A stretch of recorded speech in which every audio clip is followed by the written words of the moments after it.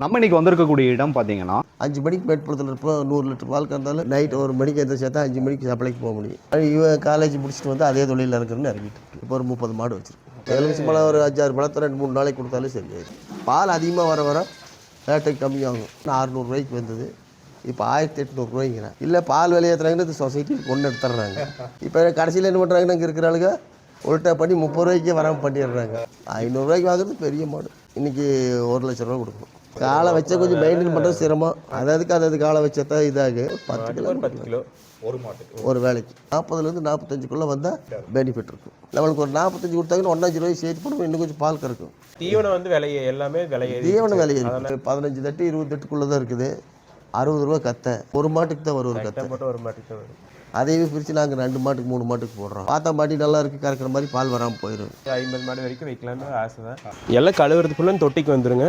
தொட்டியிலேருந்து motor ஓடும்போது வாய்க்காலில் தண்ணி வரும். அதுக்குள்ளே கனெக்ஷன் ஆகி போயிடும். எனக்கு இன்ட்ரெஸ்ட் இதில் தான் இது அதிகம்.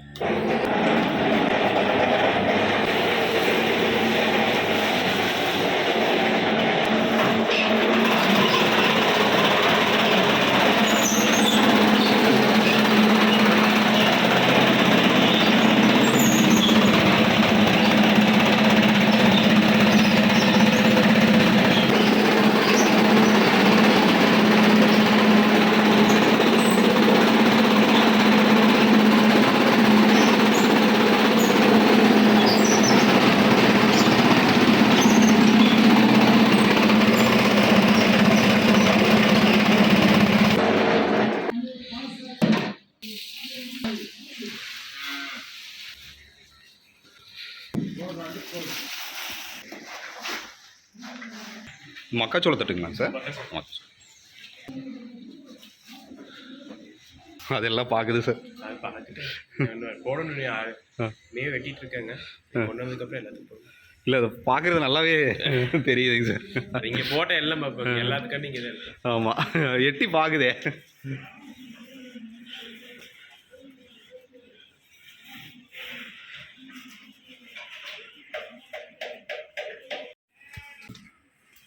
இதோ உருளைக்கிழங்கு இல்லைங்களா? ஆமாங்க. லோடு எங்கேங்க சார் வாங்குறீங்க? மேட்டுப்பாளையம். நல்ல உருளைக்கிழங்குங்களா இல்லை செகண்டு குவாலிட்டியாக இருக்கும் சார்? இது வந்து தள்ளுபடிங்க. இது விதைக்கு எடுத்து வைப்பாங்க. ஆமாங்க. அப்புறம் அதில் வேஸ்டேஜ் ஆகிறதும் வருங்க. ஓ, மேக்ஸிமம் நல்ல கிழங்கு. நல்ல கிழங்கு.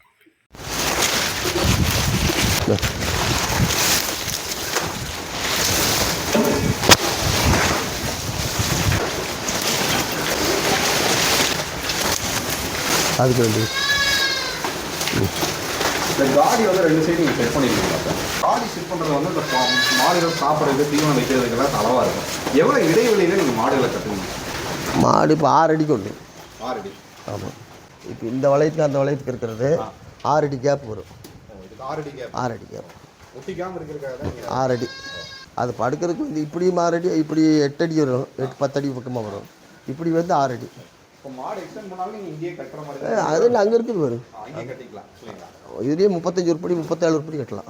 37 உருப்படி வரைக்கும் 35 வரைக்கும் கட்டலாம். இதுலேயே 25-26 கட்டலாம். அந்த பக்கம் ஒரு 7 எண்பது கட்டலாம். 35 கட்டலாம். மாடு பார்த்து வாங்குறீங்கன்னா நீங்கள் எதை பார்த்து வாங்குறீங்க? இப்போ இந்த மாடு இருக்குது, இந்த மாட்டை பார்த்து நீங்கள் என்ன நல்லா இருக்குது அப்படிங்கிறது நீங்கள் மடி காம்பு பார்ப்போம். மெயின் மடி காம்பு பாய்ச்சல் இல்லாமல் இருக்கிறது பார்க்கணும். அப்புறம் வந்து இந்த சும்மா கறி ஏறி நிற்கிறதுக்கு கறவை கறக்காது. சில தொடை கறி ஏறி நிற்கிறதுக்கு கறவை வராது. அது மாடு தோல் இலக்கம் இருக்கிறது வந்து கறவை வரும். பார்த்து தான் வாங்கணும். அந்த தோல் வந்து இலக்கம் வரக்கூடாது. கெட்டி ரொம்ப கெட்டியதுன்னா முடிச்சு கடிச்சு ஏதோ தொட முடியுமா? இந்த மாதிரி தோல் வந்து இப்படி இழுத்து பார்க்கணும். இழுத்து பார்த்து அந்த தோல் வந்து லேசாக சாஃப்டாக இருக்குங்க. சரி, இழுக்கும்போது அந்த மாதிரி இருந்ததுன்னா வந்து அது பால் அதிகம் வரும். மாடு இழைச்சிருந்தா கூட கொஞ்சம் கம்மியாக வரும். மாடு இழைச்சிருந்தா கூட தோல் லூஸ் விட்டுறது கறவை வரும். அந்த தோல் விகிச்சல் இருக்குது அது வந்து பால் கறவை கம்மியாக தரும். இதெல்லாம் சொன்னால் ஒரு மணிக்கணக்கில் பேசிட்டு. ஷெட்டு வந்து இது முதல்ல சும்மா தான் விட்டுருந்தோங்க. ஒரு லைன் தான் போட்டிருந்தோம், சும்மா வச்சுருந்தோம். அப்புறம் இப்போ இது செட்டு பழைய மரங்க வாங்கி போட்டிருக்கேன். இல்லை பனைமரம் பனங்கை பனைமரம் இது நல்லா தாங்குங்களா? அது ஆயுசு போகுது. இது யாருடைய ஐடியாங்கய்யா? இது நம்ம ஐடியா. முதல்ல அந்த பக்கம் மூங்கில் போட்டிருந்த ஒரு லைன் மட்டும்தான் இருந்தது. ஃபர்ஸ்ட் அந்த ஒரு லைன் தான் இருந்தது. அதுக்கப்புறம் இடம் பத்தலைன்னு சொல்லி அப்புறம் கணுவாய்ப்பாளையம் அப்படிங்கிற ஒரு கிராமத்தை நோக்கி தான் வந்திருக்கோங்க. இங்கே வந்து பார்த்தீங்கன்னா ஒரு சார் வந்து அதாவது பிஎஸ்சி கேட்டரிங் முடித்த ஒரு பட்டதாரி இளைஞர் ஆரம்பித்த ஒரு மாட்டுப்பண்ணைக்கு தான் நம்ம வந்திருக்கோங்க. இந்த மாட்டுப்பண்ணையில் என்ன ஸ்பெஷல் இருக்குது அப்படிங்கிறத நம்ம கேட்டு தெரிஞ்சுக்கலாம். ஏன்னா கிட்டத்தட்ட ஒரு 35 மாடுகள் இந்த ஒரு ஃபார்மில் இருக்குது. நவீனமயமாக இந்த ஃபார்மை வந்து பராமரித்து ரன் பண்ணிட்டு இருக்காரு. சார் வணக்கம் சார். வணக்கம். நல்லா இருக்கீங்களா? உங்கள் பேர், உங்களை பற்றி ஒரு சிறிய அறிமுகம். என் பேர் அர்ஷத் விஜயனூர். ஃபார்ம் வந்து எப்போ ஆரம்பிச்சிங்க சார்? இது ஸ்டார்டிங்லேருந்து இருக்குது. அதிகப்படுத்து வந்து 2019 அதிகப்படுத்துது. 2019 நீங்கள் அதிகப்படுத்துங்க. இந்த ஃபார்மை வந்து எப்படி நீங்கள் கட்டமைப்பு எப்படி பண்ணியிருக்கீங்க சார் நம்ம ஃபார்மில்? நார்மலாக தான் இருக்குங்க எப்பயுமே. இப்போ செட்டு போட்டு வந்து 1.5 வருஷம் தான் ஆச்சு. அதுக்கு மேலே ஓப்பன் ஸ்பேஸாக தான் இருந்தது. இப்போ செட்டு போட்டு 1.5 வருஷம் தான் ஆச்சு. இந்த செட்டில் என்னென்ன சார் பண்ணியிருக்கீங்க? சிம்பிளாக தான் பண்ணியிருக்கோம். பெருசாக ஒன்றும் பண்ணல. பனங்கை இது போட்டு செட்டு போட்டிருக்கோம், கீழே தளம் போட்டிருக்கோம். இவ்வளோதான். அவ்வளோ சிம்பிளாக தான் பண்ணி பெருசாக எல்லாம் பண்ணலாம். மாடு வந்து எத்தனை மாடு இருக்குங்க சார்? மாடு இப்போ 27 இருக்கு. கண்ணுக்குட்டி எல்லா சுற்றி ஒரு 35 இருக்கு. இது ஆரம்பத்தில் அப்பா தான் இந்த ஃபார்ம் வந்து ஸ்டார்ட் பண்ணாங்க. இப்போ இந்த ஃபார்மில் வந்து சைடில் 2 காடி நீங்கள் அமைச்சிருக்கீங்களா சார்? இந்த காடியில் வந்து மாடுகள் வந்து மேயருக்காக போட்டிருக்கீங்க. அது எப்படி சார்? அது எந்த விதம் முட்டாது அப்படியே சாப்பிட்டுங்களா சார்? முட்டை 2 சைடு கயிறு கட்டியிருக்கேன், அதனால ஒன்றுக்கு ஒன்று முட்டாது. ஈஸியாக இது பண்ணிடுவோம் இல்லைங்களா சார்? அப்படியே உள்ள ஒரு ரவுண்டு பார்க்கலாங்களா? சரி, இப்போ இந்த மாடுகளுக்கு வந்து ஒவ்வொன்றும் நீங்கள் ஸ்டெப் பை ஸ்டெப்பாக நீங்கள் செட் பண்ணியிருக்கீங்க. ஒவ்வொரு மாட்டுக்கு தனித்தனியாக தீவனம் கொடுக்குற மாதிரி. அதை பற்றி கொஞ்சம் சொல்லுங்கள் சார். தண்ணி வைக்கிறதுக்கு வந்து தனியாக வச்சுருக்கோங்க. இப்போ அதில் எல்லாம் போட்டு உள்ளே எடுத்து வச்சு தண்ணி வச்சுருக்கோம். தீனை எப்போ போல் போட்டுருக்கோம். எங்கே சார் பால் நீங்கள் கொடுத்துட்ருக்கீங்க? ஆவினுக்கு. எங்கே இருக்குங்க சார் நம்மளுடைய ஆவின் நிறுவனம்? தாய்னூருக்கு. ஒரு நாளைக்கு எவ்வளோ லிட்டர் பால் வந்து நம்ம மூலமாக வருதுங்க சார்? இப்போ 2 நேரம் 160 170 வரைக்கும் இருக்கும். 2 நேரம் சேர்த்துங்க சார். ஆனால் குறைவாக சொல்கிற மாதிரி இருக்கீங்களே. குறைவானா சேன மாடு நிறைய இருக்குது. இளங்கன் மாடு வந்து ஒரு 7-8 மாடு தான் இளங்கன். பாக்கி ஃபுல்லாக வத்தக்கறவை இருக்குது. சேன கறக்காத மாடும் இருக்குது. எல்லாம் ஈவன் பண்ணும்போது 160 170. எல்லாமே கறவை மாடாக இருந்தால் எவ்வளோ லிட்டர் பால் வரைக்கும்? எல்லாமே கறவை வந்து 200 250 லிட்டர் வரைக்கும் வரும். எவ்வளோ வருமானம் சார் இதில் வந்து நம்ம எடுக்க முடியுது? வருமானம்னு பார்த்தீங்கன்னா ஒரு நாளைக்கு ஆவரேஜாக ஒரு 6000 to 1500 போயிடுது. செலவெல்லாம் போக எப்படி ஒரு 1500 2 1500 ஆவரேஜாக 1500 நிற்கும். மாத வருமானம் சார்? மாதம் கனெக்ட் பண்ணிக்கலாம். 50,000 to 60,000 கிடைக்கும் வரும். இப்போ இந்த யூரின் எல்லாம் போகிறதுக்கு நீங்கள் என்ன மாதிரி செட் பண்ணியிருக்கீங்க? நாங்கள் எல்லாம் அப்படியே மசால் இதுக்கு போயிடும், தீவன பயிருக்கு போகிறோம். எல்லாம் வாய்க்கால் செட் பண்ணியிருக்கோம். வாய்க்காலில் போய் எல்லாம் ஃபுல்லாமே தீவன பயிருக்கு போயிடும். கழுவி விடுற தண்ணி, யூரின் எல்லாமே அதுக்கு போயிடும். அதுக்கே ஆட்டோமேட்டிக்காக போகிற மாதிரி அதை பார்க்கலாங்களா சார்? பார்க்கலாம். கூலிங்காக இருக்குது செட்டு. கழுவி விடுறாங்கல்ல. டெய்லி நீங்கள் குளிப்பாடிட்டு இருக்கீங்களா சார் மாடுகளை? டெய்லி கழுவ மாட்டாங்க, வாரத்துக்கு ஒரு டைம் அப்படி கழுவிடுறோம். இப்போ இந்த செட்டில் வந்து இந்த யூரின்லாம் இப்படி போகிற மாதிரியே செட் பண்ணிடுறீங்களா சார்? அங்கே தொட்டி இருக்குங்க கீழே. எல்லாம் கழுவுறது ஃபுல்லாக தொட்டிக்கு வந்துருங்க. தொட்டியிலேருந்து மோட்டர் ஓடும்போது வாய்க்காலில் தண்ணி வரும், அதுக்குள்ளே கனெக்ஷன் ஆகி போயிடும். ஸோ இதுலேருந்து அப்படியே வரும் இல்லைங்களா? அது தண்ணி வரும், தொட்டி மோட்டர் தண்ணி வரும். இப்போ இதில் கனெக்ஷன் ஆகி எல்லாம் ஒட்டுக்காக போயிடும். இதுலேயே போயிடும் இல்லைங்களா? இப்படி தான் நீங்கள் யூரின் வந்து கொண்டு வரீங்க. அப்படியே மசாலுக்கு விட்டுருவோம் எல்லாத்தையும். இப்போ அது போகிறது தண்ணிங்களா? தண்ணி பாய்ச்சலுக்கு போகுது இல்லைங்களா? தண்ணி தான் போயிட்டு இருக்கும்.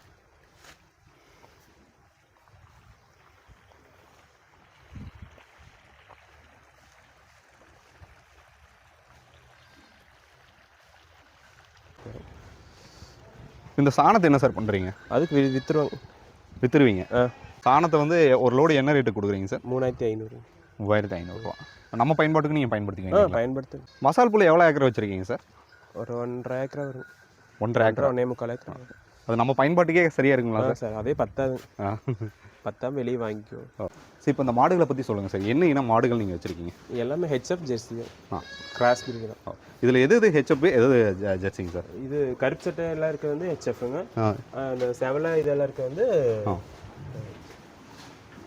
எது பால் வந்து அதிகமான கறவைத்தன்மையில் இருக்குது? பால் அதிகமாக வர்றது வந்து ஹெச்எஃப் வருங்க. அது வந்து திக்னஸ் ஃபேட் எஸ்என்எஃப் வந்து கம்மியாக வரும். ஜெர்சி வந்து பால் கொஞ்சம் அளவு கம்மியாக வரும், ஆனால் ஃபேட் எஸ்என்எஃப் வந்து கொஞ்சம் அதிகமாக வரும். தீவனங்கள் என்னென்ன கொடுத்துட்ருக்கீங்க சார்? தீவனம் மக்காச்சோள தட்டு, மசால், அது போக கிழங்கு போடுறோம், உருளைக்கிழங்கு அது போடுறோம். அவ்வளோதான். பால் அதிகப்படுத்துறதுக்கு இதுவே போதுமானதாக இருக்குங்களா? போதும், இதே போதும். இதை பொறுத்த வரைக்கும் இது போதும். இதுக்கு மேலே போனாலாம் கட்டுப்படியாகாது. இந்த அளவுக்கு போட்டுருக்கோம். இப்போ அப்பா ஆரம்பிச்சு இந்த ஃபார்மை வந்து நீங்கள் நவீனமயமாக நீங்கள் மாற்றிருக்கீங்க. இதுக்கப்புறம் உங்களுக்கு என்ன ஐடியாஸ் இருக்குங்க இந்த ஃபார்மை ரன் இன்னும் கொஞ்சம் எக்ஸ்டெண்ட் பண்ணணும். வேலைக்கு வந்து யாராவது பணியமர்த்திருக்கீங்க? ஒரு ஆள் பணியமர்த்திருக்கீங்க. அவருக்கு எவ்வளோ சம்பளம் கொடுக்க மாட்டே இருக்குங்க? டெய்லி 600 600 என்னென்ன வேலைகள் நீங்கள் செஞ்சுட்டு இருக்கீங்க சார் இந்த ஃபார்மில்? அவரும் நானும் சேர்ந்து செஞ்சுக்கிறதா ஈக்குவலாக பண்ணிக்குவோம். அவர் வந்து சாணியெல்லாம் எடுத்துட்டு தீவனம் வெட்டிடுவார். நாங்கள் தண்ணி வைக்கிறது வச்சுட்டு எல்லாம் பிடிச்சி கட்டி எல்லாம் பண்ணிக்குவோம். பால் கறக்கிறதுக்கு வந்து நீங்கள் கையில் கறக்குறீங்களா? கையில் தான் கறக்குறோம். கையிலே கறந்துக்கிறீங்க, மெஷின் பயன்படுத்துறது இல்லை? மெஷின் இல்லை. அது கறவைங்கும் போது உங்களுக்கு கொஞ்சம் லேட் ஆகுங்க சார் கையில் கறக்கும் போது? அதுக்கு எல்லாம் ஈக்குவலாக தான் இருக்குங்க. அதனால நாங்கள் கையில் எங்களுக்கு அதுதான் செட்டாக இருக்குது. அதனால அதுலேயே கறந்துருக்கீங்க. உங்களுக்கு வந்து இந்த ஃபார்ம் ரன் பண்ணும்போது ஆரம்ப கட்டத்தில் வந்து நம்ம ஒரு பணிக்கு சென்று தான் கரெக்டாக வந்திருக்கோம் அப்படிங்கிற மாதிரி ஏதாவது எண்ணம் ஏற்பட்டு வந்து இதில் தான் இன்ட்ரெஸ்ட் அதிகம். சின்னதுலேருந்து இதுதான் இன்ட்ரெஸ்ட் அதிகம். அதனால இதுலேயே தான் பண்ணிட்டு இருக்கேன். மாடுகளுக்கு வந்து சார் பல பிரச்சனைகள் வரும். ஒரு மாட்டுல இருந்து இன்னொரு நோய் வந்து பரவும். ஆமாங்க. அந்த மாதிரி வந்து ஏதாவது நோய்கள் வந்து பரவி இருக்குங்களா இதுக்கு முன்னாடி? இது வரைக்கும் அந்த மாதிரி இன்னும் பெருசாக வந்தது இல்லைங்க. வந்தால் இந்த கோமாரி வாய்ஸப்போ வரும். அந்த மாதிரி இந்த இதுவும் பெருசாக வந்தது இல்லைங்க இன்னும். அது தடுப்பூசி போட்டுடுறாங்க. அது வந்து போடுறங்காட்டி எந்த எஃபெக்டும் வர்றதில்லை. நாட்டு மருத்துவ முறையில் என்ன சார் நீங்கள் கொடுக்குறீங்க? நாட்டு மருத்துவம் அதிகமாக இல்லைங்க. ஏதோ வேப்பலை மஞ்சள் அரைச்சி போடுவோம். இதெல்லாம் பெருசாக வந்ததில்லைன்னு இந்த நாள் வந்ததில்லைங்க. அந்த மாதிரி எதுவும் வந்ததில்லைங்கிறீங்க? ஆமாங்க. இத்தனை நாள் வந்ததில்லைங்க. அம்மை நோயெல்லாம் வந்திருக்குங்களா சார்? அம்மையும் ஃபஸ்ட்டு ஒரு மாட்டுக்கு மட்டும் தான் வந்துச்சுங்க. அப்புறம் அதுக்கப்புறம்லாம் எதுவும் வரல. சினைக்கு வந்து நீங்கள் என்ன பயன்படுத்துறீங்க? ஊசி பயன்படுத்துறீங்க, காலை வச்சுருக்கீங்களா? ஊசி தாங்க. பெரும்பாலும் காலை பயன்படுத்துகிறாங்க. இல்லைங்க. ஊசி வந்து எவ்வளோ நாளைக்கு ஒரு டைம் நீங்கள் மருத்துவரை அழைச்சி நீங்கள் ஊசி போட்டுக்கிறீங்க? அது நிற்கிறத பொறுத்துங்க. ஒவ்வொரு மாடு ஒரே டைம் நின்றுக்கும். ஒவ்வொரு மாடு நிற்கலைன்னா 2 டைம் 3 டைம் போட வேண்டியதாக இருக்கும். அதுக்கு வர சொன்னால் வந்து போட்டு போயிடுவாங்க. அப்படி வந்து போட்டுட்டு போயிடுவாங்க. இன்ஜெக்ஷன் வந்து நீங்கள் இப்போ இவ்வளோ மாடுகள் இருக்கிறனால எப்படி நீங்கள் பார்த்து இன்ஜெக்ஷன் சொல்லுவீங்களா சார்? இந்த மாட்டுக்கு இந்த இன்ஜெக்ஷன் பயன்படுத்தி தெரியுங்க, பார்த்து ஒரு இதில் போட்டுக்கிறதா. நீங்கள் மாடுகளை விற்பனைக்கும் நீங்கள் கொடுத்துருவீங்களா சார்? ஒரு சில மாடுகள் வயசாயிருச்சு அப்படின்னா அப்படியே கொடுத்துருவாங்க. நாங்கள் கறக்கிற வரைக்கும் கறப்போம். கண்ணை நிற்கலன்னா கொடுத்துட்டு மாற்றிக்குவோம். இல்லை நிற்கிற மாடாக இருந்தால் வச்சுக்குவோம். ஈல்டிங் அதிகமாக இருக்கிற மாடு வச்சுக்குவோம். முடிஞ்ச மேக்ஸிமம் விற்க மாட்டோம். ஈல்டிங் கம்மியாக இருந்துக்குன்னா சொல்லிட்டு அதை கொடுத்துட்டு வேறு மாடு நீங்கள் வாங்கிக்கலாம். இப்போ இன்றைக்கி மாட்டு பொங்கல். மாட்டு பொங்கல் தின வாழ்த்துக்கள் சார். மாட்டு பொங்கல் அன்றைக்கி நீங்கள் என்னென்ன பண்ணுவீங்க? மாடு கழிவறதும் பெயிண்ட் அடித்து கயிறு மாற்றுறது மாற்றி பொங்கல் வச்சு சாமி கும்பிடுவோம். இதுதான் இன்றைக்கி உங்களுக்கு உகந்த நாள் இல்லைங்களா? ஐயா வணக்கங்கய்யா. வணக்கம். மாட்டு பொங்கல் தின நல்வாழ்த்துக்களுங்க. நல்வாழ்த்து. ஐயா உங்கள் பேர், உங்களை பற்றி ஒரு சிறிய அறிமுகம். துரைசாமி. சரிங்க. நாங்கள் இங்கே தோட்டமாக இங்கே வந்து ஒரு 67 வந்தது அப்பா காலத்தில். அப்போ இருந்து இங்கே தோட்டத்தை பார்த்துட்டு இருந்து இப்போ அப்படியே கொஞ்சம் மாட்டு பண்ணை போட்டு பாலைவரம் பண்ணிகிட்டு இருந்தோம். அதை விட்டுட்டோம். அப்புறம் அப்படியே ஒரு 10 மாட்டை வச்சு கறந்தோம். இவன் காலேஜ் முடிச்சுட்டு வந்து அதே தொழிலில் இருக்கிறேன்னு இறங்கிட்டு இருக்கு. அவ்வளோதான். ஆரம்பிக்கும் போது எத்தனை மாடுகள் ஆரம்பிச்சிங்க? நான் ஃபஸ்ட்டில் ஒரு 5-6 மாடு தான் வாங்கி வச்சுருந்தேன். அப்புறம் நாங்கள் 2 பேரும் அதை தான் பார்க்க முடிஞ்சுது. இவங்கெல்லாம் ஸ்கூலுக்கு போயிட்டுருக்க டைமில். இப்போ காலேஜ் முடிச்சுட்டு இந்த கொரோனா பீரியடில் காலேஜ் முடித்தான். முடிச்சுட்டு அப்புறம் வேலைக்கு ஒன்றும் செட் ஆகலை. வேண்டாம் இதுலேயே பார்க்குறேன்னு பார்த்து இப்போ ஒரு 30 மாடு வச்சுருக்கோம். உங்கள் அனுபவத்தில் நீங்கள் மாடு வாங்குறது வந்து எப்படி பார்த்து வாங்குவீங்க ஐயா? நாங்கள் மாடு பார்த்தா தெரியும். அது மடி காம்பு, மாடு சீர் எல்லாம் பார்த்து வயசு பார்த்து வாங்குவோம். கொஞ்சம் இள வயசாக வாங்கினா நம்ம மறுபடியும் 2 ஈத்து கறக்கலாம். அந்த மாதிரி பார்த்து வாங்குவோம். மாடுகளுக்கு வந்து இந்த மடிநோய் பிரச்சனைகள் நிறைய நீங்கள் பார்த்துருப்பீங்க. அந்த மடிநோய் பிரச்சனைக்கு நாட்டு மருத்துவ முறையில் என்னென்ன மாதிரி பண்ணால் மடிநோய் பிரச்சனைகளை தீர்க்கலாங்க ஐயா? மெயினாக இந்த எலுமிச்சங்காய் கொடுப்பாங்க. தலை தீர்ந்து ஓரளவுக்கு. அப்படி இல்லைன்னா இப்போ முடியல அப்புறம் டாக்டர் வச்சு கலந்து போடுவோம். அப்புறம் அதுக்கும் மீறினா அப்புறம் டாக்டர் எல்லாம் முடியாத கட்டத்தில் தான் டாக்டர் கூப்பிடுவோம். இல்லைனா நம்ம எதுவும் பண்ண வேண்டியது. மேக்ஸிமம் எலுமிச்சம்பழம் கொடுத்தா எலுமிச்சம்பழம் ஒரு 5-6 பழத்தை 2-3 நாளைக்கு கொடுத்தாலே சரியாயிடும். 2 வேளை 3 வேளை கொடுத்தாலே சரி. 2-3 வேளைக்கு கொடுத்தாலே மடி வைக்க கம்மியாயிடும். எளிமையான ஒரு தீர்வு நீங்கள் கொடுத்துட்டீங்க. இப்போ இந்த மாடுகளுக்கு வந்து இது போக சார்ஸ் நிறைய சொன்னாருங்க. அதாவது அம்மை நோயிலிருந்து எல்லாமே. ஆமாம். இது தாண்டி மாடுகளுக்கு வேறு என்னென்ன பிரச்சனைகள் வருங்க ஐயா? வேறு இன்னும் அந்த பிரச்சனையெல்லாம் நம்ம சொன்னார். அது நாம் வச்சிருக்கிற முறை அப்படியே சுத்தமாக க்ளீனாக இருந்தோம்னா ஒன்றும் அவ்வளோ சீக்கிரம் வர்றதில்ல. மீறி வந்தால் காய்ச்சல் வரும். காய்ச்சல் வந்ததுன்னா டேப்லெட் கொடுத்தோம்னா சரி. இப்போ மாடுனுடைய பால் நீங்கள் கறக்குறீங்க. அப்படி கறக்கும்போது அந்த கறவையினுடைய தன்மை இருக்குது பார்த்தீங்களா? ரொம்ப திக்காக இருந்தால் எஸ்என்எஃப் ஃபேட் வந்து அதிகமாக இருந்துச்சுன்னா நமக்கு வந்து ரேட் வந்து அதிகமாக. அந்த எஸ்என்எஃப் ஃபேட் வந்து குறையுது பார்த்தீங்களா? தண்ணி மாதிரி பால் இருக்கும். அதுக்கு வந்து நம்ம என்ன மாதிரி தீவனங்கள் மாடுகளை எப்படி பராமரித்தா நல்ல முறையில் வருங்க? தீவனங்கிறத விட அதுக்கு வந்து என்னென்னா இந்த கருப்பு சட்டை இந்த மாடுகள்லாம் வர்றது கொஞ்சம் பால் அதிகமாக வர ஃபேட்டு கம்மியாகும். ஃபேட்டு ஒரு அளவாக கறக்கிறது கொஞ்சம் ஃபேட் நல்லா வரும், அவ்வளோதான். அதுதான் மெயின் காரணமே. அப்புறம் நம்ம இனத்தை வச்சாலும் அதுக்கு ஃபேட் வராது. பட்டிக்கிட்ட முன்னாக்கு ஓரளவுக்கு ஃபேட் நல்லாவே வரும். இருந்தாலுமே இதுக்கு வந்து அப்படி தான் வரும். பால் இப்போ 10 லிட்டர் கறக்கிற மாடு 20 லிட்டர் கறந்துன்னா ஃபேட் 2% கம்மியாயிடும். இது வந்து ஒரு பிரச்சனையாவே இருக்குது. பருத்தி கொட்டை கொடுக்கலாம், பருத்தி கொட்டை கொடுத்தா கொஞ்சம் வந்து thickness வரும். ஆனால் பருத்தி கொட்டை எல்லாம் இப்போ விலை இருக்கிறதுக்கெல்லாம் ஓவர் ஆயிடுச்சு. பால் ரேட்டுக்கோ பருத்தி கொட்டை ரேட்டுக்கோ ஒன்றில் கிருஷி மாட்டு தேவன் போடுறோம். அதே வந்து 600 ரூபாய்க்கு இருந்தது. நாங்கள் ஆரம்பிக்கிறோம் 200 600 ரூபாய்க்கு வந்தது. இப்போ 1800 ரூபாய்ங்கிறேன். 1700 ரூபா 700 சில்லற ரூபா. எங்கே 70 கிலோ மூட்டை. அப்புறம் அதுக்கு தகுந்த மாதிரி நாம் கம்மி பண்ண வேண்டியது வரும். இல்லை பால் விலை ஏற்றுறாங்கன்னு இந்த சொசைட்டியில் கொண்டு எடுத்துட்றாங்க. ஆவில்லை கொண்டு எடுத்துட்றாங்க. 30 ரூபாய் அவங்க பேசுகிற ஒரு 3 ரூபா எக்ஸ்ட்ரா போட்டு கொடுத்தாங்க. அதுக்கு முன்னாடி 32 ரூபாய்க்கு வந்து ஏதோ ஒரு 35 வருதுன்னு ஊற்றுனா. இப்போ கடைசியில் என்ன பண்ணுறாங்கன்னா இங்கே இருக்கிற ஆளுங்க உல்ட்டா பண்ணி 30 ரூபாய்க்கே வராமல் பண்ணிடுறாங்க. எல்லாம் ஜேஜி 30 ரூபாய்க்கு கொண்டு வர்றாங்க. பாக்கிங்கன்னா அப்புறம் இங்கேயே வர்றாங்க தேடிட்டு. ஸோ மறுபடியும் பேசி பார்த்தாங்க, நான் ஆகாது இது மாதிரி ரேட் வரணும் ஊற்றுறோன்னா சரின்ட்டு போனவங்க அவங்க கூட்டணி கொத்து வெளியேட்டுக்கு விட்டாங்க. இப்போ நீங்கள் பால் வியாபாரத்துலேருந்து தான் நீங்கள் ஆரம்பிச்சிங்கன்னு சொன்னீங்க. அப்போ நீங்கள் வந்து மாடுகள் வாங்கும்போது அந்த 1967 மாட்டின் விலை எவ்வளோங்க? அப்போல்லாம் என்னங்கன்னு 300 ரூபா 400 ரூபா 500 ரூபா வரைக்கும். இவ்வளோ குறைவாக தான் இருந்திருக்கு. 500 ரூபாய்க்கு வாங்குறது பெரிய மாடு. இன்றைக்கி 1 லட்ச ரூபா கொடுக்கணும் ஒரு மாடு. நல்ல கறவை 500 ரூபா வாங்குற மாடு. ஹெச்எஃப் வாங்கினா கண்டிப்பாக 1 லட்ச ரூபா. 1 லட்ச ரூபா இன்றைக்கி. அன்றைக்கெல்லாம் ஒரு 500 ரூபா 400 ரூபாய்க்கு குறைவாக தான் இருந்துச்சு. அது கம்மியாக. அன்றைக்கெல்லாம் மெயின் எருமை தான் இருந்தது. எருமை தான். இப்போ எருமையை பார்க்க முடியலைங்களா சார்? இப்போ எருமை எனக்கு தெரிஞ்சு 95க்கு அப்புறம் தான் இந்த மாடே வாங்கியிருக்கோம். இப்போ எருமை இருந்தது 2015 வரைக்கும் எருமை வச்சுருந்தோம். அப்புறம் எருமை கொஞ்சம் பால் கம்மியாக தான் வரும், ஆனால் எசன ஃபேட் நல்லா வரும். அது ஊற்றுறதுல அப்போ எல்லாம் ரேட்டு ரொம்ப கம்மி தானே. நாங்கள் கடை சப்ளை பண்ணிகிட்டு இருந்தோம். அதையெல்லாம் விட்டுட்டு இப்போ தோட்டத்தோடு உட்காந்து மாட்டு பண்ணை போட்டு உட்காந்து. நீங்கள் அப்போ வீடுகளுக்கு சப்ளை பண்ணிங்களா? சப்ளை பண்ணிவிட்டு கடைகளுக்கு சப்ளை பண்ணிகிட்டு இருந்தோம். மேட்டுப்பாளையமெல்லாம் கொண்டு போயிட்டோம். இப்போ அந்த நேரடி விற்பனையை நீங்கள் இப்போ தவிர்த்துட்டீங்க? அதெல்லாம் எதுவுமே இல்லை. அப்படி பண்ணும்போது உங்களுக்கு பாலினுடைய விலை வந்து கொஞ்சம் அதிகமாக அந்த தொழிலை இப்போ பண்ணுறது சிரமம் தான் இல்லைங்களா? ஆள் வசதி பத்தாது. அதோட அப்போல்லாம் நாங்கள் சைக்கிள் வீடு வீடாக சுற்றி 5 மணிக்கு மேட்டுப்பாளையத்தில் இருப்போம். 100 லிட்டர் பால் கறந்தாலும் 2-3 பேர் சேர்ந்து கறப்போம். 5 மணிக்கு மேட்டுப்பாளையம் போயிடுவோம். இன்றைக்கி எந்திரிக்கிறதே 5 மணிக்கு எந்திரிக்கிறது. நைட்டு 1 மணிக்கு எந்திரிச்சா தான் 5 மணிக்கு சப்ளைக்கு போக முடியும். ஆனால் 6-6:30 7 மணிக்கு வீட்டுக்கு வந்துடுவோம். அன்றைக்கெல்லாம் சைக்கிள். இன்றைக்கி வண்டி எடுக்கிறதுனால 5 மணிக்கு தான் எந்திரிக்கிறோம். நீங்கள் அண்ணாமலை படம் கண்டிப்பாக நீங்கள் பார்த்துருப்பீங்கன்னு நினைக்கிறேன். சூப்பர் ஸ்டார் ரஜினிகாந்த் படம்.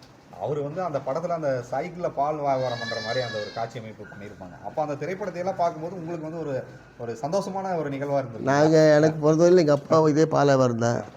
அதனால் எங்கள் இதுலேயே அப்படியே பாரம்பரியம் இதே வந்துடுச்சு. வேறு ஒன்றும் இல்லை. பரம்பரை தொழில் தான். பரம்பரை தொழில் தான். அவர் பால் வியாபாரம் பண்ணிட்டு இருந்தார். அப்போ நாங்கள் வீட்டில் எப்பவுமே மாடுக்கு இருக்குது. மாடில் எருமை தான் இருந்தது. அவர் போன கடைசியில் இப்போ மாடு வாங்கியிருக்கோம். சினை ஊசி வந்து எல்லாருமே பயன்படுத்திட்டு இருக்காங்க. நீங்கள் ஆரம்ப கட்டத்தில் பசுமாடு வளர்க்கும்போது காளை தான் வந்து காளை தான் போட்டது. அப்போ நல்லா இருந்தது. இந்த ஊசி போட்ட கடைசியில் சரியாக இதாகிறதில்ல. இப்போ ஒரு தடவையில் ஒரே ஊசியில் நிற்கிறது நிற்கிது. இல்லைன்னா 4 ஊசி 5 ஊசி போடுறதும் சிலதுக்கு இதாகிடுது. எல்லாம் எதை போடுறாங்கன்னு நம்மளுக்கு மெயின்டைன் பண்ணுறது கொஞ்சம் காலை வச்சா கொஞ்சம் மெயின்டைன் பண்ணுறது சிரமம். இருந்தாலும் இருக்குன்னு போட்டு வளர்த்திட்டு இருக்கிறோம். இப்போ கலப்பின மாடுகள் நீங்கள் வச்சுருக்கீங்க. ஹெச்எஃப், ஜெர்சி, நாட்டு மாடுகள், அதோட செவல மாடு, இது எல்லாமே நீங்கள் மிக்ஸ் பண்ணி வச்சுருக்கீங்க. ஒரு காலம் இருந்தால் இந்த எல்லா மாடுகளுக்கும் அதே தீர்வாக இருக்க வாய்ப்பு இருக்குங்களா? அது கன்றுகள் வந்து மாறி வராதுங்களா? மாறுறது எழுத்த மாறும். கொஞ்சம் இது மாறும். ப்ரீடுக்கு தகுந்த ஹெச்எஃப்னா ஹெச்எஃப் காலையே வச்சுட்டா அதோட ப்ரீடு கரெக்டாக வரும். ஜெர்சி விடும்போது ப்ரீடு மாறி வரும். அப்புறம் அது மாற்றி விடும்போது ப்ரீடு மாறி அப்படி மாறி வரும். மாறி வரும். அது காலை வச்சதான் இதாகு.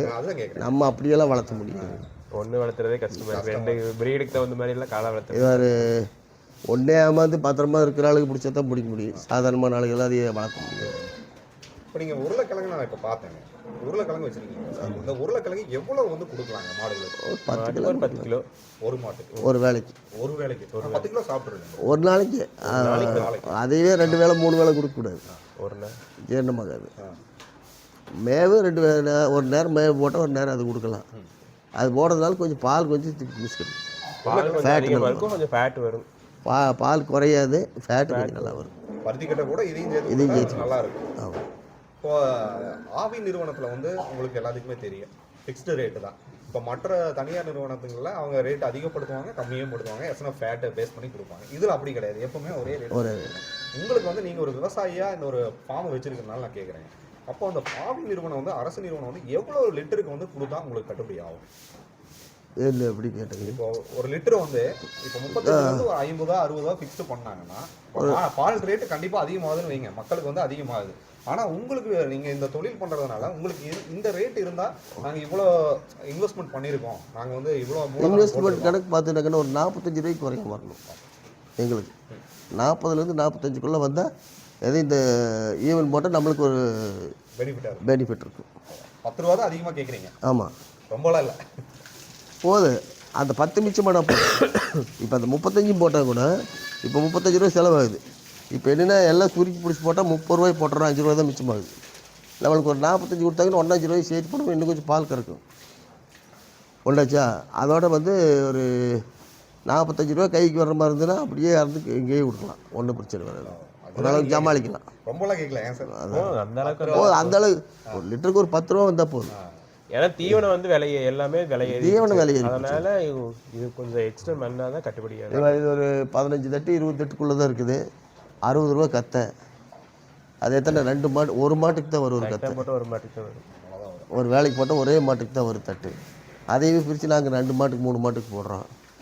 இப்படியெல்லாம் கொஞ்சம் அளவு பண்ணி போட்டோம்னா தான் ஓட்ட முடியும். இப்போ மாடு வந்து ஒரு மாடு நீங்கள் வாங்குறீங்கன்னா இவ்வளோ லிட்டர் பால் கறக்குங்கிறது நீங்கள் பார்த்தோன்னே கண்டுபிடிச்சு ஓரளவுக்கு கண்டுபிடிக்கலாம். பேஸ் பண்ணி வாங்குறது ஆப்போசிட் ஏமாத்துறதும் இருக்குது. அது சிலது வெறும் மடி வீக்கமாக போயிடும். பார்த்தா மடி நல்லா இருக்குது, கறக்கிற மாதிரி பால் வராமல் போயிடும். சிலது மடி அளவாக இருக்குது, உள்மடியாக இருக்குது, பால் அது நல்லா வரும். அப்படி அது பார்த்து தான் நம்ம வாங்கணும். எப்படி வாங்கினாலும் ஏமாத்திடும், ஜெயிக்கிறது ஜெயிச்சு அதனால ஒரு குறிப்பிட்டு யாரும் சொல்ல முடியாது. நான் தான் கட்டிக்காருங்களா அது செல்லாது. கன்றுகள்லாம் என்ன சார் பண்ணுறீங்க? கன்று கொடுத்துருவோம். பெண் கன்று போட்டாலும் கொடுத்துருவோம். அதில் அது ஒரு 3 மாதம் வளர்த்துவோம். அதனால மேவதிங்கிறக்காண்டி எல்லாம் வளர்த்துறவங்களுக்கு காலக்கண்ணா வந்து ஒரு 20 இருக்குச்சுன்னா 1 மாதம் வரைக்கும் வந்து அப்புறம் கொடுத்துருவோம். மாடு நிற்கிறத வச்சுக்கோ. நிற்காத மாட்டுக்கு மட்டும் தான் கண்ணு இருக்கும், நிற்கிற மாட்டுக்கு எல்லாம் கொடுத்துருவோம். பால் கறக்கும் போது சில மாடுகளை திமிரு மாதிரி இருக்குங்களா? அந்த திமிர்ற மாட்டை நீங்கள் எப்படி நீங்கள் கண்ட்ரோல் பண்ணி கறவை? கயிறு போட்டுக்கலாம், கால் அணைச்சு கறந்துக்கிறாங்க. காலு கயிறு போட்டு பேக்கில் கயிறு போட்டு அந்த மாதிரி போட்டால் மாடு கொடுத்துரும். கொதிக்கு இருந்தாலும் காவத்தை போட்டு கட்டி வச்சுன்னா அப்புறம் ஒரு 4 நாளைக்கு கறந்து இருக்காது. ஏதோ 1.5 தான் பயத்துல கட்டிட்டோம்னா கம்மி இருக்கும். இன்னும் நீங்கள் இந்த ஃபார்மை வந்து இன்னும் அதிகப்படுத்துகிற ஆர்வம் இருக்குன்னு சொன்னீங்களா சார்? எவ்வளோ மாடுகள் கொண்டு வர மாதிரி ஒரு பிளான் வச்சுருக்கீங்க? மேக்ஸிமம் இருந்தால் ஒரு 550 மாடு வரைக்கும் வைக்கலான்னு ஆசை தான். ஆனால் அந்த அளவுக்கு வச்சோம்னா நம்ம தீவனம் பத்தாது, சொந்தமே பத்தாது, வாங்கி தான் போடணும். எல்லாம் வாங்கி போட்டோம்னா கட்டுப்படியாகாது. அப்புறம் இன்னொரு ஆள் வைக்கணும், இன்னும் ஆள் வைக்கணும், கட்டுப்படியாகும். அதனால நம்ம அளவுக்கு குத்தகைக்கு தோட்டம் பார்த்துட்டு கிடைச்சதுன்னா எக்ஸ்டெண்ட் பண்ணலாம் அப்படின்னு சொல்லி. சார் நீங்கள் ஒரு படித்த பட்டதாக இருக்குது கேட்குறீங்க, அதாவது நீங்கள் ஃபுட்டு எல்லாமே நீங்கள் ப்ரிப்பேர் பண்ணக்கூடிய அளவில் நீங்கள் படிச்சிருக்கீங்க. அந்த ஒரு தொழில் இருந்தால் அப்பாவுடைய இந்த தொழிலை தேர்ந்தெடுத்ததுக்கான காரணம் என்ன சார்? காரணம் என்ன பார்த்தீங்கன்னா, எனக்கு இன்ட்ரெஸ்ட் இதில் தான் இது அதிகம். அது வந்து டிகிரி வேணுங்கிற கஷ்டம் தான், அது படித்தது டிகிரி வேணுங்கிறது வேண்டி. அதனால இது இன்ட்ரெஸ்ட் வந்து இதில் தான் அதிகம், அதனால இதில் வந்துட்டு. இப்போ நீங்கள் இந்த ஃபீல்டு இருக்கிறனால இந்த கொஸ்டின் கேட்குறேன். பாலில் வச்சு பல ப்ராடக்ட் உங்களுக்கு எல்லாருக்கும் தெரியும். அந்த மாதிரி ஏதாவது நம்ம பாலை வச்சு நம்ம வெண்ணெய் எல்லாமே நம்ம தயார் பண்ணுற மாதிரி ஏதாவது ஐடியாஸ் இருக்குங்களா? பேக்கெட் மாதிரி பண்ணலாம் ஐடியா இருக்கு. அது நம்ம இந்த ஏரியா செட் ஆகாது, இந்த ஏரியா செட் ஆகாது. டவுன் சைடாக இருந்ததுன்னா எல்லாமே பண்ணலாம். இங்கே பண்ணி எல்லாம் பண்ணுற டிரான்ஸ்போர்ட் பண்ணி எல்லாம் பண்ணும்போது நம்மளுக்கு ஆள் வசதி வேணும். இப்போ 50 ரூபாய் வைக்கும்போது இன்னொரு ஆள் வேணும், 2 ஆள் இதுலேயே இருக்கணும். அப்புறம் பாலெல்லாம் கறந்தால் கொண்டு போய் சேர்த்துருக்கு, அங்கே சப்ளை பண்ணுறதுக்கு அதுக்கு ஆள் வேணும். அந்த வசதி எல்லாம் வேணும் இல்லைன்னு அது இல்லை இல்லைங்களா? அதுதான் பிரச்சனை. ஆனால் இன்கேஸ் எந்த ஆளையுமே ஐடியாஸ் இருக்குங்களா? பிரைவேட் ஆளுகள் நம்பி நம்ம எதையும் உறுதியை செய்ய முடியாது. நம்ம பண்ணலான்னு ஐடியா இருக்குன்னு எக்ஸ்டெண்ட் பண்ணதுக்கப்புறம் அது பண்ணிக்கலாம். வேறு ஏதாவது இது போக விவசாயம் வேறு ஏதாவது பண்ணிட்டு இருக்கீங்க? இல்லை இது மட்டும் தான் இருக்கிறது ஒரு 2 ஏக்கரா தாங்க. 2 ஏக்கரா அது மேவுக்கே பத்துறது இல்லை. இன்னும் 2 ஏக்கரா இருந்தாலும் வேணும். ஏதாவது குத்தகை கிடைச்சா அவனுக்கு கொஞ்சம் மேவு போட்டு கொஞ்சம் எக்ஸ்டெண்ட் பண்ணலான்ட்டு இருக்கிறோம். வியாபாரிகிட்ட வாங்குறது நல்லதுங்களா இல்லை வந்து நம்ம வளர்த்தக்கூடியவங்க கிட்ட வாங்குறது நல்லதுங்களா மாடு வாங்குறது? இன்னத்த சூழ்நிலைக்கு வந்து வளர்த்துறவங்ககிட்ட வாங்குறதுக்கு வியாபாரிக்கிட்ட போய் வாங்கிக்கலாம். ஆகும்னா வாங்கலாம், இல்லாட்டி வேண்டான்ட்டு வந்துடலாம். வியாபாரிகிட்ட வேணும்னா இப்போ பிடிக்கல, மனசுக்கு பிடிச்சா மாடு அவுக்கலாம், இல்லாட்டி வேண்டான்ட்டு வந்துடலாம். அவங்க அப்படி இல்லையே, தோட்டத்துக்காட்டில் வாங்கிட்டு வந்தாச்சுன்னா அதோட சொல்லிடுவாங்க, நாமளும் நம்பி வாங்கிட்டு வந்தோம்னா அது வியாபாரிகிட்ட வாங்குறது வேண்டாம்னா கூட நம்ம ரிட்டர்ன் பண்ணலாம், வேற மாற்றலாம். மாத்திக்கலாம். சொந்த கையில் வாங்கிட்டு வந்தால் அப்படி பண்ண முடியாது. ஃபர்ஸ்ட் வந்தால் வந்தது தான். அப்புறம் அவங்க வந்து வியாபாரி கேட்டால் விட்டு கொடுப்பாங்க விலையை, நம்ம கேட்டால் விட்டு கொடுக்க மாட்டாங்க. அந்த மாதிரி இருக்குங்களா? அவங்க போனால் 50 ரூபாய்க்கு கொடுப்பாங்க, நம்ம போனால் 60 ரூபாயிலேயே உட்காந்துருப்பாங்க. நாம் திருப்பி கேட்க முடியாது, நம்ம பண்ணையார்ன்ட்டு வந்துடுவோம் கம்பெனி. அவங்க என்ன பண்ணுறது, அவங்க போனாக்க 40 ரூபாய்க்கு பிடிப்பாங்க அதிகமே. அதுக்கு வாங்கிட்டு வர மாடு நல்ல மாடாக இருந்தால் பிடிச்சதா 2 ரூபா 4 ரூபா அவங்களுக்கு லாபத்தை பிடிச்சி தந்துடும். மாடு மனசுக்கு பிடிச்சா. இப்போ இந்த மாட்டுப்பண்ணை தொழில் இருக்குங்க ஐயா, அந்த மாட்டுப்பண்ணை தொழிலை வந்து உங்களுடைய தொழிலை சார் எடுத்து பண்ணுறாரு, உங்கள் சன் வந்து அதை பண்ணுறாரு. அப்படிங்கும்போது அது தோன்றதுக்கு உங்களுக்கு அந்த தொழிலுடைய நேக்கு எப்படி இப்படி பண்ணணுங்கிறத சொல்லி கொடுத்துருப்பீங்க. இந்த மாதிரி புதுசாக ஒருத்தவங்க வந்து மாட்டுப்பண்ணை ஆரம்பிக்கணும்னா என்னென்ன கடைபிடிக்கணுங்க ஐயா உங்கள் அனுபவத்தை சொல்லுங்கள். எங்கள் அனுபவத்தை வரையில் முதல்ல மாடு அவுத்து கட்டுறதுக்காக தெரியணும். இப்போ வர்றதுகளுக்கு அதே தெரியாது இருக்குது. பெரும்பாலும் மாடு வாங்குறதுல எல்லாமே கொஞ்சம் பழக்கப்பட்டுட்டு வாங்கணும். இதில் வந்து கொஞ்சம் ஒரு 10 நாளாவது அடிபடணும். எப்படி வளர்த்துறது, எப்படி மேவு போடுறாங்க, எப்படி தண்ணி வைக்கிறது, அது எல்லாம் கற்றுட்டு அப்புறம் போய் வாங்கினா தான் அவங்க சரிவர கொண்டு வர முடியும். அவங்க சொந்த பண்ண திறமை இருக்கிறவங்க வாங்கலாம். ஆளை வச்சு நம்பி வாங்குறவங்க இது ஒன்றும் பண்ண முடியாது. ஆள் வச்செல்லாம் பண்ணலாங்கிறவங்க ஒன்றும் பண்ண முடியாது. ஆள் சப்போஸ் வரலன்னா கூட நம்ம பண்ண முடியும். வேலைக்கு ஆள் வச்சுருக்கோம்னா ஒரு நாள் லீவ் போட்டான்னு வைங்க, அது என்ன பண்ணும்? அவங்க பிடிக்கிறக்கு அவங்களுக்கு ஒன்றுமே அவங்க கூட தெரியாமல் இருந்தால் என்ன பண்ணுவாங்க? எல்லா அனுபவம் இருந்தால் வாங்கலாம். அதுக்காக ட்ரைனிங் எடுத்த மாதிரி இப்போ சில தொழிலிட்ட எப்படி ட்ரைனிங் கொடுக்குறாங்களோ அது மாதிரி ட்ரைனிங் எடுத்துகிட்டு போய் வாங்கி பண்ணுறது தான் நல்லாயிருக்கும். ஆலையில் இல்லைனாலும் ஒரு நாளைக்கு பண்ணலாம் ஒன்று அந்த திறமை. நான் வந்து எனக்கு வந்து நான் படிச்சிருக்கேன், நான் மாட்டு பண்ண வைக்கிறேன், எனக்கு இடம் இருக்குதுன்னு சொல்லிட்டு இறங்கினாலாம் ஜெயிக்க முடியாது. நம்ம அந்த தொழிலை இறங்கி பண்ணி அந்த அனுபவம் வந்தால் அதான் சொல்கிறேன். நீங்கள் வந்து என்னென்னா ஆளை போட்டு பண்ணுவீங்க, அந்த ஆள் வரலைன்னா நம்மளால் அதை சமாளிக்க முடியுமான்னு ஒரு முதல்ல கருத்து கணிப்பு கொண்டு வரணும். மாதிரி நிறைய இருக்குங்க ஐயா இல்லைங்களா? கண்டிப்பாக நீங்கள் அந்த இதுக்கு வந்தீங்கன்னா தான் அதை மறைச்சி வீட்டு மெயின்டைன் பண்ண முடியும். ஒருத்தர் சொல்லாமல் மாடு வச்சுருக்கேன் நாமளும் நாளை வாங்கி கட்டிக்கலாம்னு கட்டிகிட்டா பத்தாது. எந்த நேரத்துக்கு தண்ணி வைக்கணும், அது எப்படி மேவு போடணும், எந்த டைமுக்கு கறக்கணும், இதெல்லாம் ஒரு இது பண்ணணும். அந்த மேவு போடுறத நீங்கள் சொல்லும் போதே எனக்கு ஞாபகம் வருது. இரவு நேரங்களில் வந்து மேவு சாயந்தரம் 5 மணிக்கு போடுறதோட சரி. அதோட சரி. அதுக்கு மேலே 2 டைம் காலையில் 10 மணிக்கு தண்ணி வைப்போம், தண்ணி வச்சு ஒரு டைம் போட்டுருவோம். அப்புறம் சாயங்காலம் 4 மணிக்கு தண்ணி வைப்போம், தண்ணி வச்சு பால் கறக்கு முன்னாடி தீவனம் இது கிழங்கு வச்சுருவோம், கிழங்கு வச்சு அப்புறம் பால் கறக்குவோம். சரி, அவ்வளோதான். மறுநாள் காலையில் தான் மறுபடியும் மேவு. அதுக்கு மேலே நீங்கள் எது 2 டைம் தான். இது வேலை மட்டும்தான். அது ஒவ்வொருத்தரும் மாடு கம்மியாக இருக்கிறவங்க 2 டைம் 3 டைம் போட்டிருப்பாங்க. இது தண்ணி 3 டைம் வைப்பாங்க. நாங்கள் ஒரே டைம் 2 டைம் போடுறமே ஒரே டைமாக போட்டுருவோம். என்னென்ன பணிகள் நீங்கள் காலையில் எந்திரிப்பீங்கய்யா? எந்திரிச்சு என்னென்ன பணி? நாங்கள் ஒரு 3-4 மணிக்கு எந்திரிச்சிடுவோம். 4 மணிக்கு எழுந்து பால் கறப்போம், கறந்து நல்லா ஊற்றிட்டு வரைக்கும் மணி 8-8:30 ஆயிடும். அப்புறம் வந்ததுக்கப்புறம் ஆள் வந்து அவங்க சாணி எடுத்துருவாங்க. அப்புறம் நாங்கள் தண்ணி வச்சு அப்புறம் தீவனம் போட்டு தண்ணி வச்சு தீவனம் போட்டு எல்லாம் முடிஞ்சுது. நீ 2 மணிக்கு மேலே ஸ்டார்ட் பண்ணோம். கிழங்கெல்லாம் அறுத்து வைக்கணும், மேவு வெட்டி வைக்கணும், எல்லாம் அறுத்து வச்சுட்டா அப்புறம் 5 மணிக்கு 4 மணிக்குள்ளே மேவு போட்டுறணும் தண்ணி வச்சு. அப்புறம் 4:30 மேலே கறக்கிறதுக்கு ஆரம்பிக்கணும்.